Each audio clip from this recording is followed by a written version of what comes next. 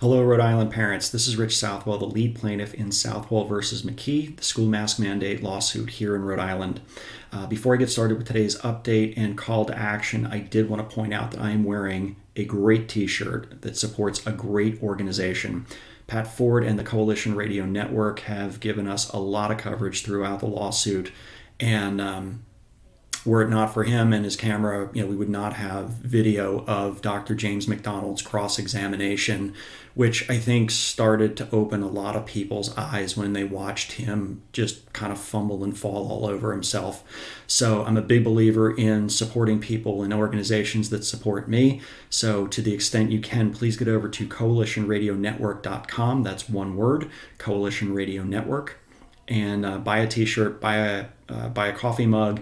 Consider making a monthly recurring donation on your credit card. $5, $10, $15 a month. Whatever you can do helps Pat. As you can imagine, for somebody who drives all over the state covering news events, the price of gas is a big input for him, and we all know what gas prices are doing right now. So whatever we can do to help Pat live, thrive, and survive, I know he appreciates it, and we sure have gotten value out of it over the last 9 months. So coalitionradionetwork.com. And with that, let's talk a little bit about what's going on over the next week or so with school masking.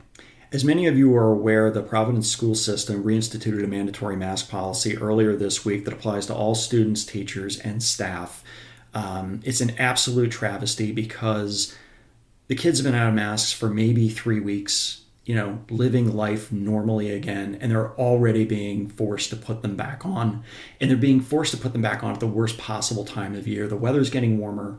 There's a ton of pollen in the air. We all see it on our cars, on our windows at home. And it's just a completely unnecessary exercise that serves no purpose other than for a particular school superintendent to try and assert his authority. And that superintendent is claiming that under current law and statute, he has the ability to implement this mask mandate in the same way that he would cancel school for the day because of snow. Now, it doesn't take too much of a genius to think a couple moves forward and realize that if the superintendent in Providence gets away with a unilateral declaration of masks, other superintendents around the state might also get similar ideas. And that's going to cause problems for everybody in every district. And it's a risk we can't take. And it's an approach that frankly needs to be put down and nipped in the bud as quickly as possible. And so that's the bad news. Now for a little bit of good news. There is a group of families in Providence who are seeking to get a temporary restraining order that would block the implementation of the mask mandate until the superintendent's legal authority to issue one is resolved in court. There's a very important hearing next Tuesday, May 31st. That's the day after Memorial Day, 10 a.m. in Rhode Island Superior Court, downtown Providence. We have all the details as to where, when, and where to park in the description to this video. So it's absolutely essential that we show up in big numbers next Tuesday for two reasons. Number one is pretty obvious. The issue of mandates and our kids is not going away anytime soon. The state is far too interested in maintaining the power that they accumulated or grabbed for themselves during the pandemic. And, they're fighting like hell in court, and they're trying to find new and great ways to implement it. And so if we don't take advantage of this opportunity to show up in droves, be seen, be counted, we're doing ourselves a huge disservice. The fight, unfortunately, is far from over. And while the end of the school year is just a couple weeks away, and we are all looking very much forward to that, the reality is that the start of the next school year is only about 3 months away. And so if we don't keep pushing now, we're going to be dealing with this in some bigger way in the fall. It's an almost certainty. There's no way that somebody's not going to try and pull a mask mandate or some other kind of mandate if they think they can get away with it. So we got to show up. We got to let them know that we'll continue to fight. And, if the media picks up a picture of a crowded courtroom and a hallway outside that's packed with concerned parents, that's going to go a long way. The other reason is less obvious, but something that I learned last night, and that is that the General Assembly really isn't interested in taking up any kind of legislation as it regards school masking or any kind of mandate on children. You'll recall that we had some testimony on House Bill 7476 that would require the Department of Health to provide a cost-benefit analysis before mandating anything on our kids. Seems pretty straightforward, a reasonable ask, but hasn't really gone anywhere. And so I had the opportunity, kind of unexpected, to meet Joe Shekarchi, the Speaker of the House, last night. And I approached him at an event, and I said, introduced myself, and I said, I'm Rich Southwell, lead plaintiff in Southwell versus McKee, the school mask mandate lawsuit. And he looks at me and goes, congratulations. I said, for what? He's like, you won, didn't you? I said, no, that was the Barrington teachers that won. We're still in litigation. I said, let me ask you something. How is it that your body has been able to pass legislation on happy hour, take out liquor, and recreational marijuana, but you haven't been able to get around to doing something about the school mask mandates? And he looks at me with that, politician-y smirk, and he says, well, that's quite simple. You don't have the numbers.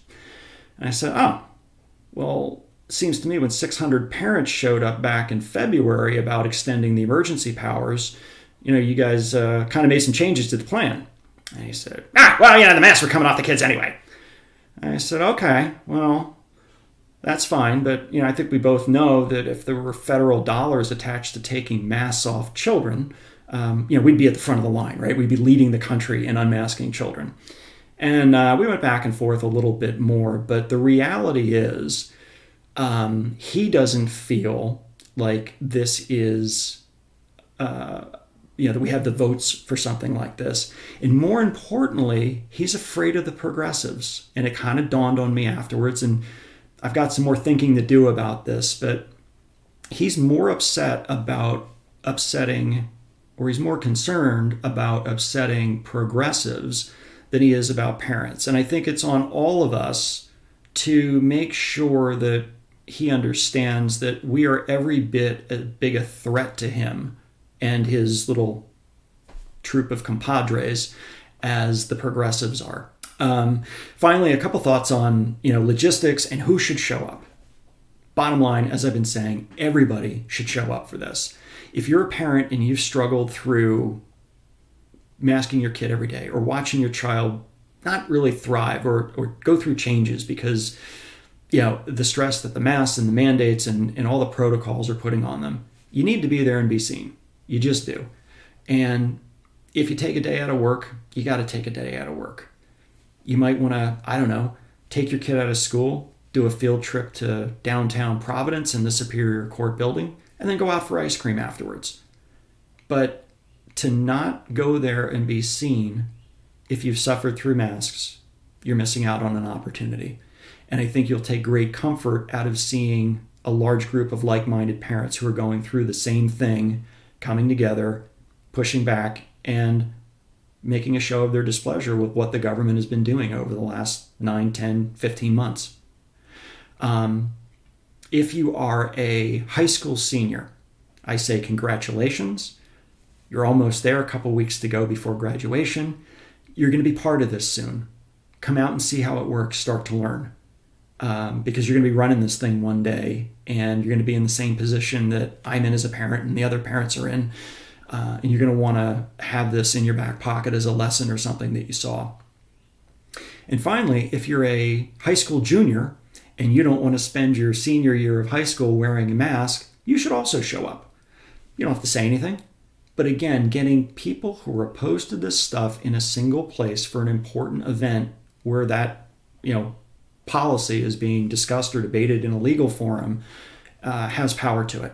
This is an opportunity for us to be seen, be counted, not necessarily be heard, but to make our presence felt and make sure that lawmakers and the government know we're not going away, we're taking this seriously, and by the way, it's an election year, so you kind of have to listen to us at least a little bit, because if you're not working for me, progressive doesn't seem so bad. You got to do something for me to get my vote. And so I hope to see everybody there everybody that shows up makes a difference. If you're not there, you will be missed.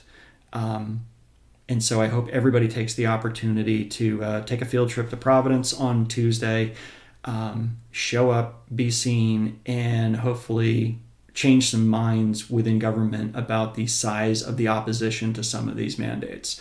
So have a great weekend, and we hope to see you on Tuesday.